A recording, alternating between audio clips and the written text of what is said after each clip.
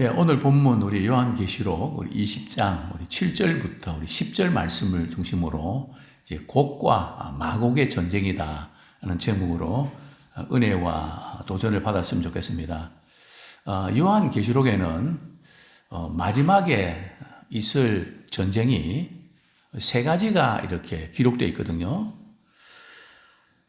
첫 번째로 우리가 살펴볼 부분들은 우리 요한계시록 16장 12절 우리 같이 한번 읽겠습니다. 요한계시록 우리 16장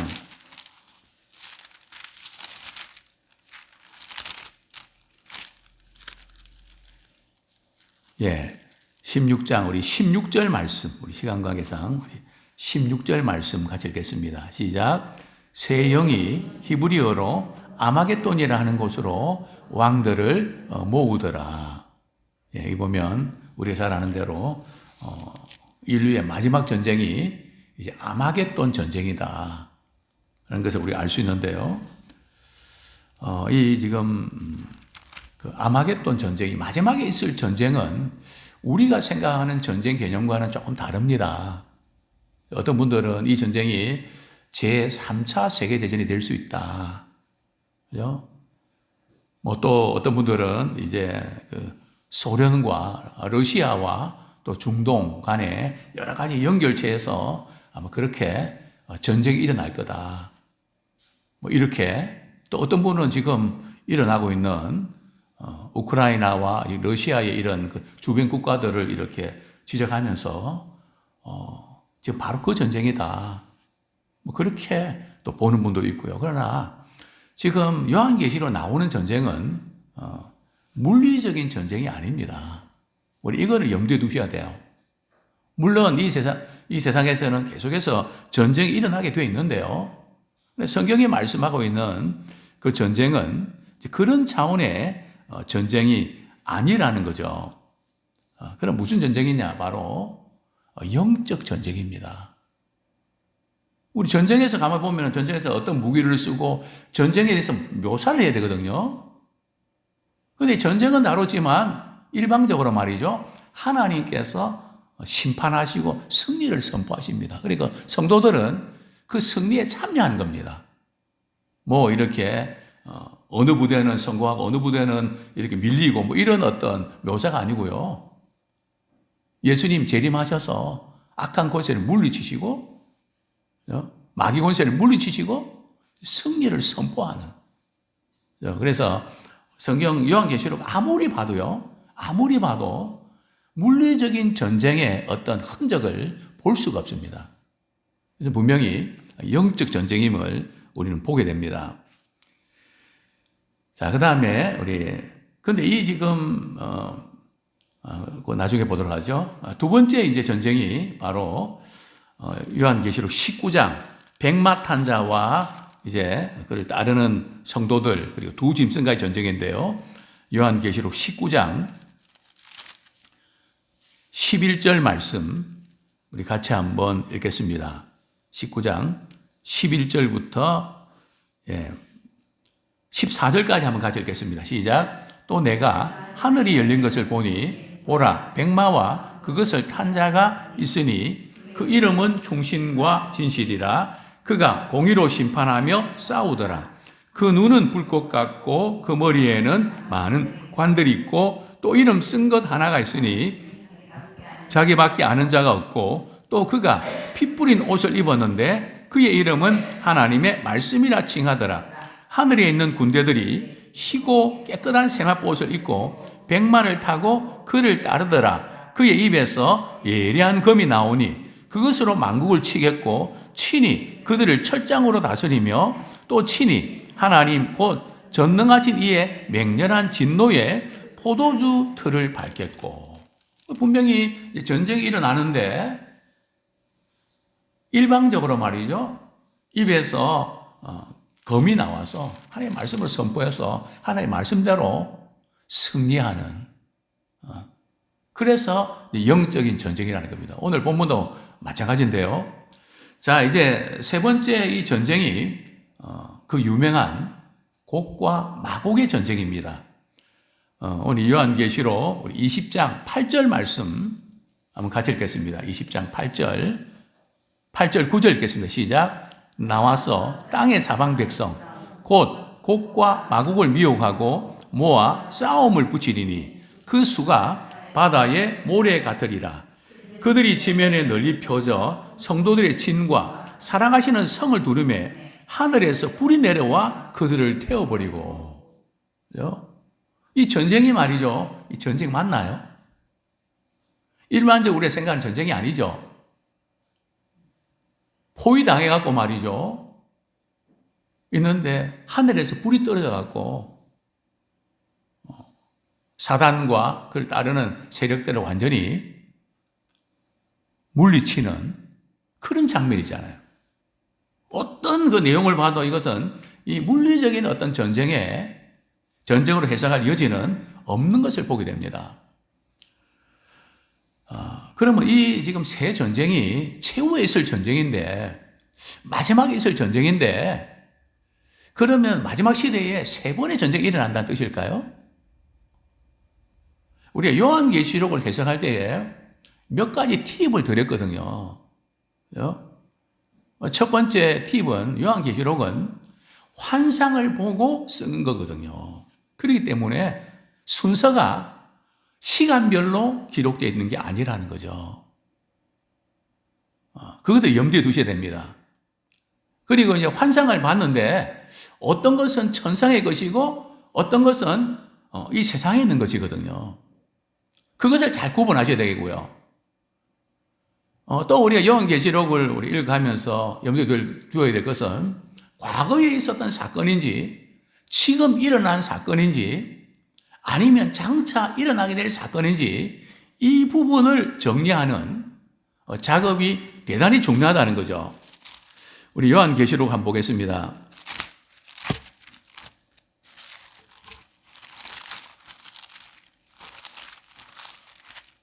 요한계시록 1장 19절 말씀 같이 한번 읽겠습니다. 19절 요한계시록 1장 19절 시작. 그러므로 내가 본 것과 지금 있는 일과 장차 될 일을 기록하라. 즉 과거와 현재와 미래 이 부분들을 이렇게 우리가 구분할 줄 알아야 되고요. 그 다음에 또 한 가지 말씀드린 것은 요한계시록에 나오는 숫자는 우리 액면 그대로 숫자로 받아들일 때는 상당한 문제들이 제기될 수 있다. 그래서 이 숫자 부분에 대해서는 상징적으로 해석하는 것이 여러 가지 면에서 무리가 없는 해석이다 하는 말씀을 드린 적이 있습니다. 그런데 이 지금 세 전쟁은 각각 다른 전쟁이 아니고요. 동일한 전쟁인데 다른 각도에서 다른 차원에서 본 전쟁을 기록하고 있다는 거죠. 이 요한계시록이 어려운 게 바로 좀 이런 대목입니다. 순서적으로 논리적으로 딱 이렇게 기록했으면 이해가 빠른데 말이죠.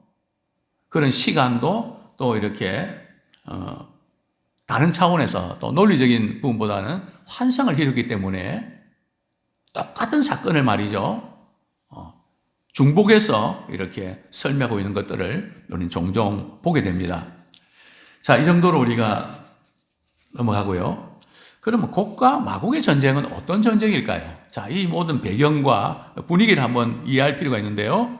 자, 먼저 우리 7절 말씀, 7절부터 우리 9절까지 이어서 다시 한번 같이 읽겠습니다. 요한계시록 20장 7절부터 9절까지 시작. 천년이 참에 사탄이 그 옥에서 놓여 나와서 땅의 사방 백성 곧 곡과 마곡을 미혹하고 모아 싸움을 붙이리니 그 수가 바다의 모래 같으리라. 그들이 지면에 널리 퍼져 성도들의 진과 사랑하시는 성을 두르매 하늘에서 불이 내려와 그들을 태워버리고. 요한계시록 우리 20장 우리 3절에 보면 이런 내용이 나오죠. 이제 무저경의 그 사단을 말이죠. 이제 던져 넣어서 이제 결박을 하죠. 또 인을 치고요. 그리고 나서 몇 년 후에요. 1000년 동안 이렇게 가둬뒀다가 1000년이 끝나면 잠시 놓여서 이제 많은 사람들 미혹시킨다는. 그래서 이 1000년 왕국, 어제 말씀드렸지만 이 1000년이 뭔가, 말 그대로 지금 예수님 재림하신 이후에 전 천년설을 따른다면 예수님 재림하셔서 믿는 성도들과 1000년 동안 그리스도와 더불어 왕노릇하는, 그리고 1000년이 지난 후에 그때 불신자들이 세상에 남아서, 그죠? 그리고 그때 그들은 불신자들은 이제 이렇게 부활해서 불신자들의 부활이죠. 그리고 심판을 받는다. 그러니까 신자들의 부활과 불신자들의 부활이 다르게. 그래서 여러 가지 지금 우리가 성경을 전체적으로 볼 때에 무리한 부분이 많이 있기 때문에 이 부분을 또 이렇게 정리했습니다. 일단 여기에 잠시 놓였다고 하는 것은 바로 이 1000년의 기간이라는 부분들을 1000년이라는 어떤 숫자에 매이지 말고 예수님의 초림 때에, 즉 예수님 세상에 오셔서 십자가 지시면서 마귀를, 사단을 결박했잖아요. 그죠? 사단을 결박했지만, 예수의 이름으로 승리했지만 얼마나 많은 사람들이 사단과 악한 영의 지배를 받아서 괴로움을 당하지 않습니까? 미혹을 시키고 있다는 거죠. 아직도요. 그죠? 그러나 예수님 다시 오셔서 이제 악한 용이, 마귀가 말이죠, 불못에 던져질 때는 더 이상은 악한 역사가 일어나지 않죠. 사단을 결박시키고 더 이상은 어떻게 할 수 없는 그런 부분들을 우리가 보게 되는데요. 자, 그런데 문제는 우리가 좀 이해가 좀 잘 안 되는 부분들이 말이죠. 왜 하나님께서 아예 그냥 무적행에 용을 말이죠, 사단을, 마귀를 던져 넣었으면 꽁꽁 묶어 두시지. 왜 풀어나가고 또 성도들을 괴롭히고 힘들게 하고, 그죠? 우리 하나님이 왜 그러셨을까요? 그게 조금 궁금하지 않습니까? 그죠? 아니면 아예 그냥 처음부터, 창조 때부터 말이죠, 무속에 집어넣어갖고 말이죠, 성도를 괴롭히지 못하도록 하면 좋았을 텐데, 얼마나 많은 사람들이 죄의 노예가 되어서 말이죠, 그 고통과 참 비참한 삶을 살아갑니까? 자, 어쨌든 하나님께서 왜 그렇게 하셨을까요?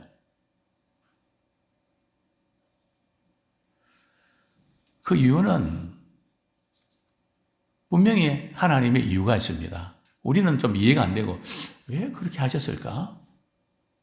오늘 본문에 보면 이 사단은 말이죠, 틈만 나면, 숨만 좀 쉴만하면, 좀 살만하면 죄짓고 사람들을 죄짓게 만들고 미혹시키고 이런 데 혈안이 돼 있단 말이죠. 성경 말씀 보십시오. 8절에 보면요, 나와서 정신 차리고 다음 더 이렇게 안 해야 되겠다 이렇게 했나요? 더 하죠. 땅의 사방 백성 곧 곡과 마곡을 미혹하고 모아 싸움을 붙이리니. 그죠? 사람들을 자꾸 충동시켜갖고 말이죠,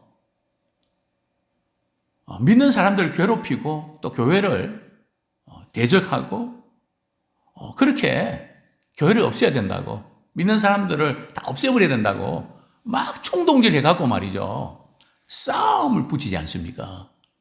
이게 유명한 이제 곡과 마곡의 이 싸움인데요. 이 곡과 마곡의 싸움은 배경이 있습니다. 데살로니가 후서 먼저 우리 그거 보기 전에 말이죠, 에스겔서 38장 39장이 곡과 마곡의 배경인데 먼저 부분적으로 조금 읽어보겠습니다. 에스겔서 38장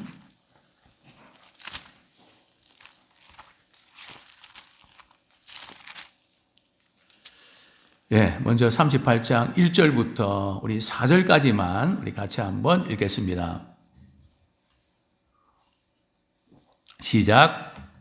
여호와의 말씀이 내게 임하여 이르시되 인자야 너는 마곡 땅에 있는 로스와 메섹과 두발 왕 곧 고게게로 얼굴을 향하고 그에게 예언하여 이르기를 주 여호와께서 이같이 말씀하시기를 로스와 메섹과 두발 왕 고가 내가 너를 대적하여 너를 돌이켜 갈고리로 내 아가리를 꿰고 너와 말과 기마병 곧 내 온 군대를 끌어내되 완전한 갑옷을 입고 큰 방패와 작은 방패를 가지며 칼을 잡은 큰 무리와 5절 그들과 함께 한 방패와 투구를 갖춘 바사와 구스와 북과 고멜과 또 그 모든 떼와 북쪽 끝에 도갈마 족속과 그 모든 때, 그 많은 백성의 무리를 너와 함께 끌어내리라.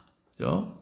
이게 이제 무슨 지금 전쟁인가 하면 이스라엘 백성들이 이제 바벨론 포로에서 돌아오거든요. 물론 북이스라엘은 일찍 망하고 남유다는 바벨론 포로 생활 70년 하고 돌아오면서 그때 그냥 자연스럽게 이스라엘 연합이 되죠.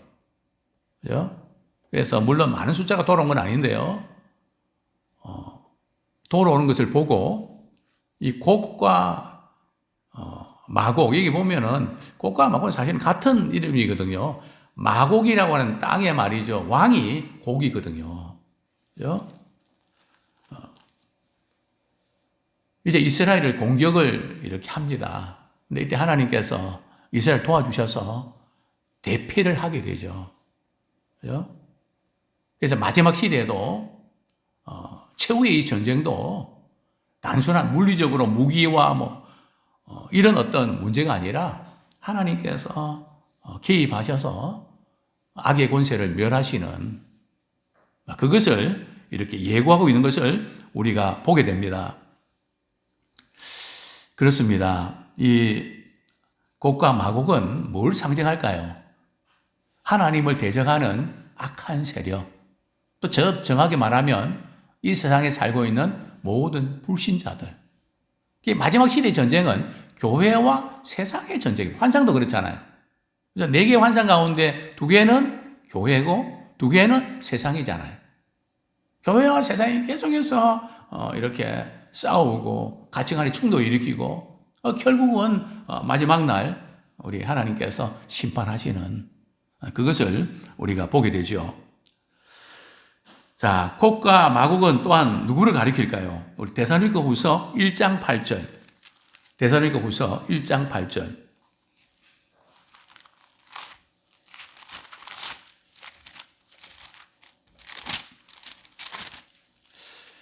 같이 한번 읽겠습니다. 시작. 하나님을 모르는 자들과 우리 주 예수의 복음에 복종하지 않는 자들에게 형벌을 내리시리니.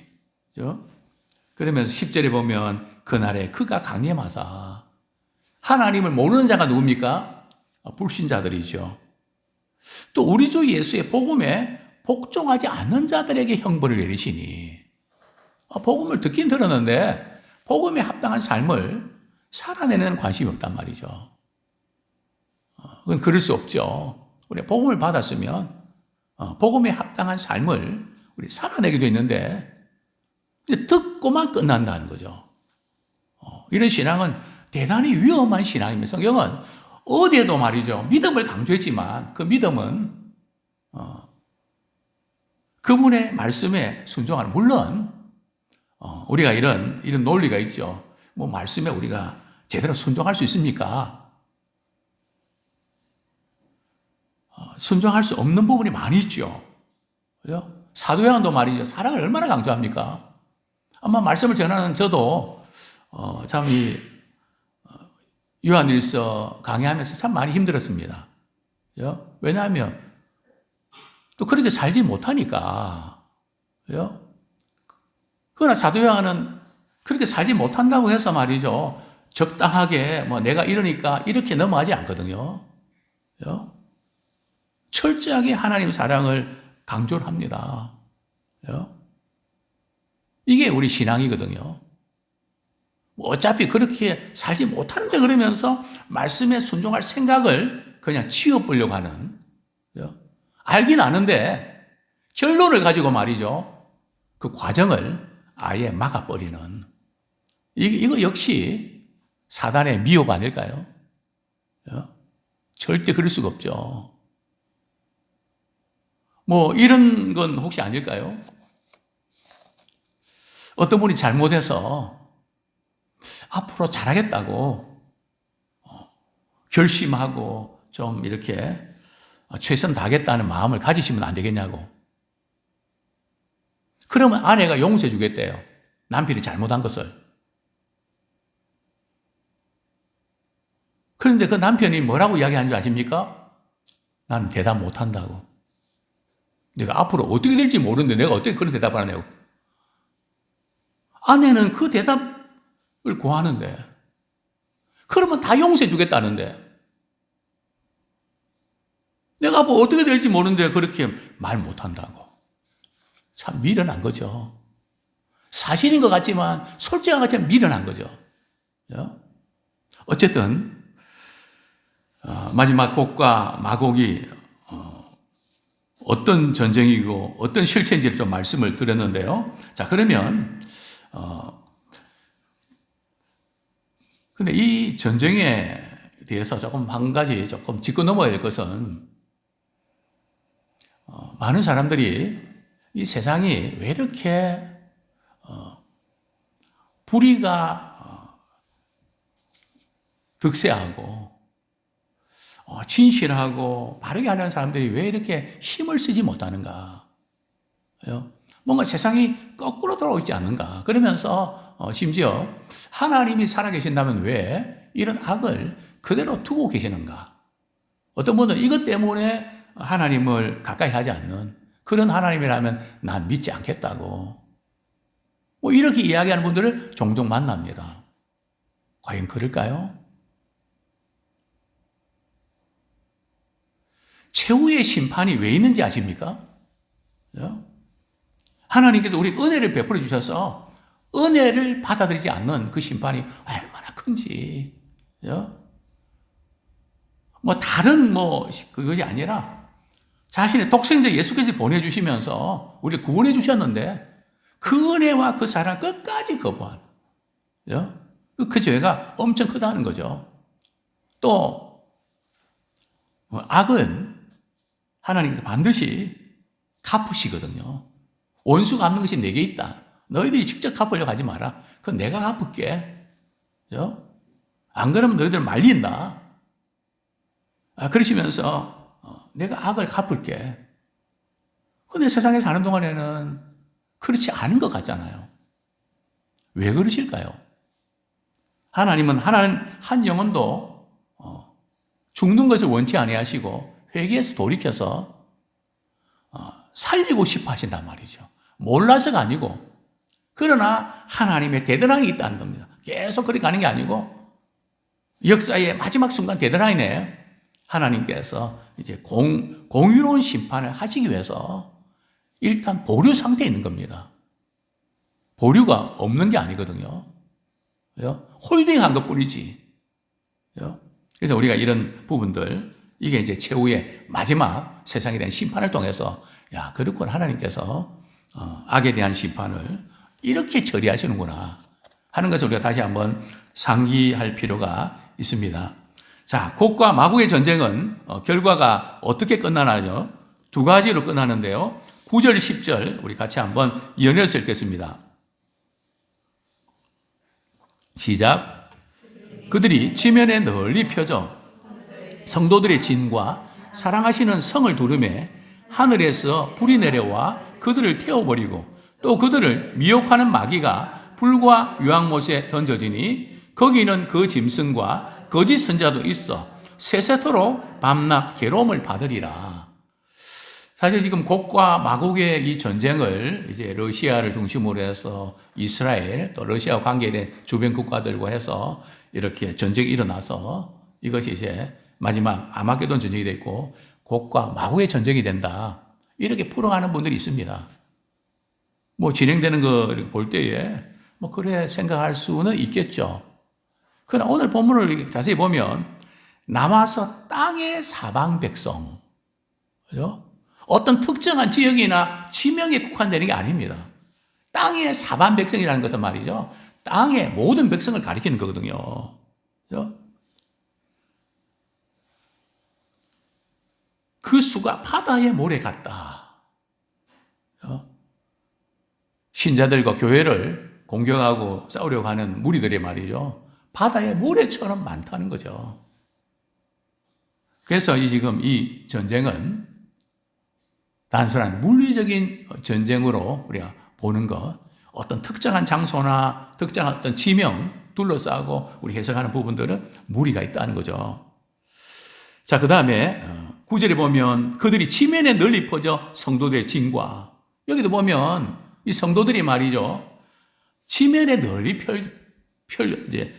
퍼져 있는, 세상에 믿음의 성도들이 퍼져 있잖아요.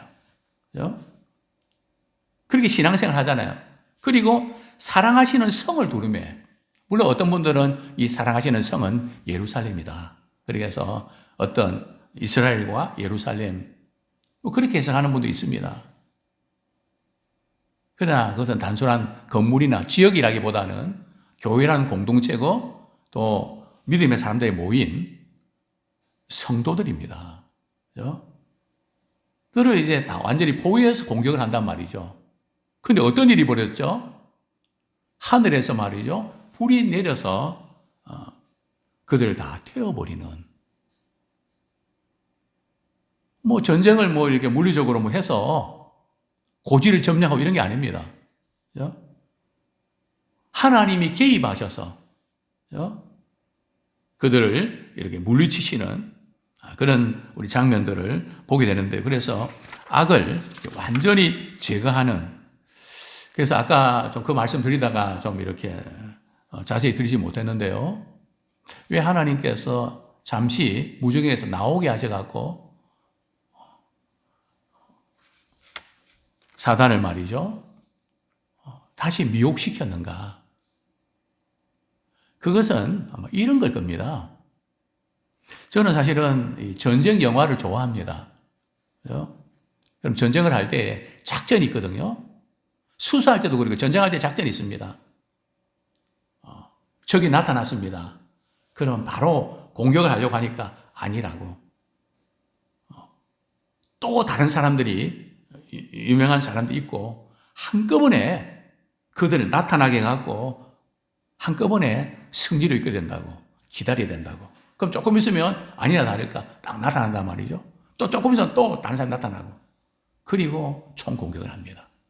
즉 악의 세력을 완전히 제거시키기 위해서 그들을 한 군데 다 모으는 거죠. 그죠?